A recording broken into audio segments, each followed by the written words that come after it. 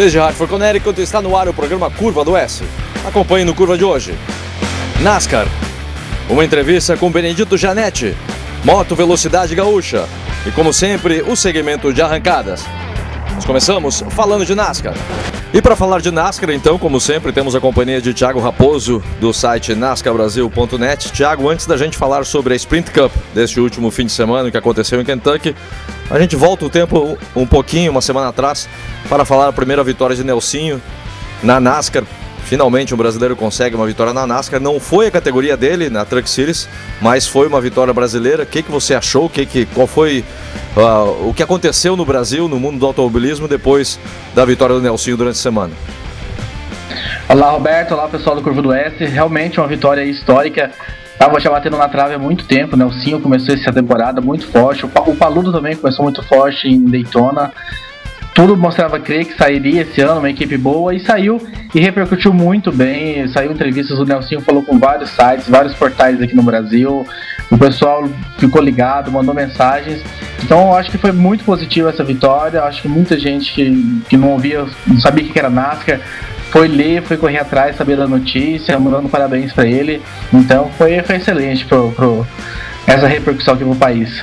Muito bem, vamos falar agora de Sprint Cup, prova realizada na noite de sábado em Kentucky. Brad Keselowski, quem diria, quem no começo da temporada iria pensar ou apostar que Brad Keselowski, antes de qualquer outro piloto, estaria conseguindo a terceira vitória na temporada e se solidificando, na minha opinião, bem entre os pilotos que vão fazer parte dos playoffs. Bem, sobre essa vitória do Brad Keselowski, eu acho que quem melhor definiu foi o próprio crew chief dele após a corrida, dando entrevista, falou que ele mudou de nível. Realmente é um outro piloto, o Brad Keselowski. Agora o pessoal já começa a respeitá-lo muito mais, sabe, como piloto de chegada. Se a prova for para combustível, então, sabe que ele é o rei de poupar combustível. Ele, em saídas de boxe, tá certo que ainda tá sofrendo algumas punições às vezes, mas tá se tornando especialista em ganhar posições lá dentro. E na pista também, quando o carro ali tem um pouquinho de condições, o cara é agressivo, vai para cima. Então o Keselowski tá se transformando num piloto muito bom. Eu fico pensando assim, se ele continuar nesse nível de desenvolvimento, o que será desse piloto daqui 3, 4 anos com mais experiência? 3, 4 anos. Para esse ano você não confia ainda no Brad Keselowski?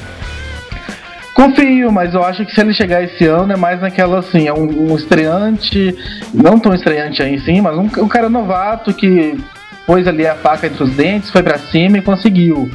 E eu acho que com mais 3, 4 anos, se ele tiver mais experiência aí, sabe, ele vai tomar um cara especialista, difícil de se bater.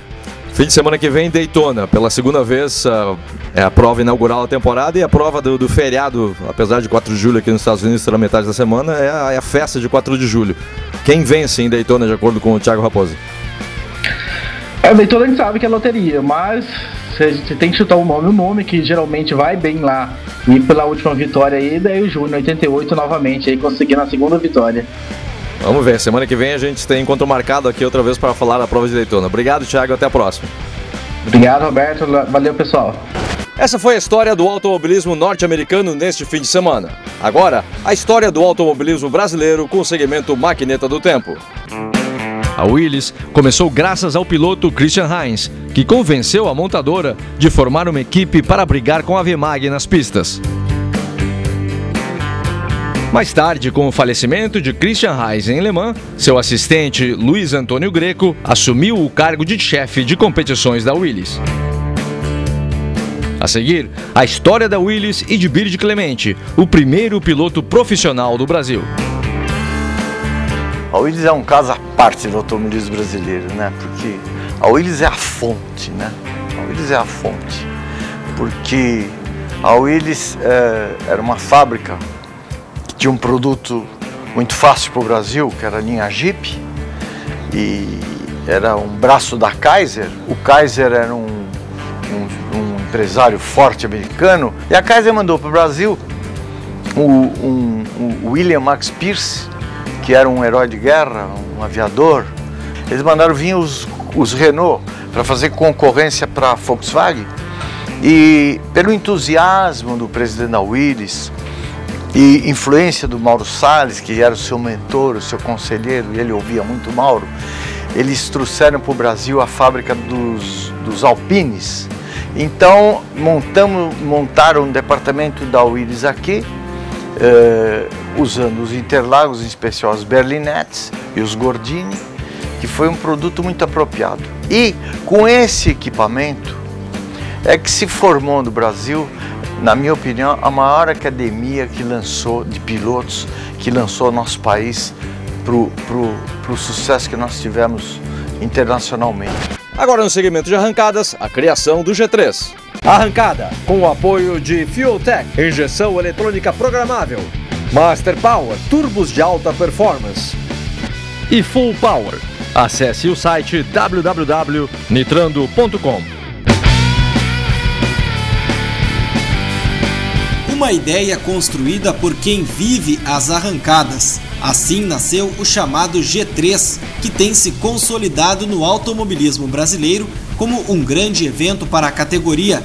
São 3 pistas, referência no esporte, e que receberão a Copa Brasil de arrancada. Ao longo do ano serão 7 etapas. Velopark e Curitiba estão garantidos no calendário.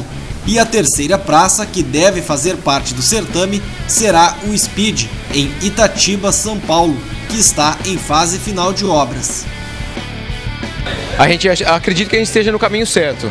O G3 nada mais é que um grupo de amigos, organizadores, empresários que se uniram para estabelecer um regulamento único para o Brasil inteiro, uma forma única de organizar as provas de arrancada, para que ela seja praticada da mesma forma nas capitais, aí nos estados de São Paulo, Paraná e Rio Grande do Sul.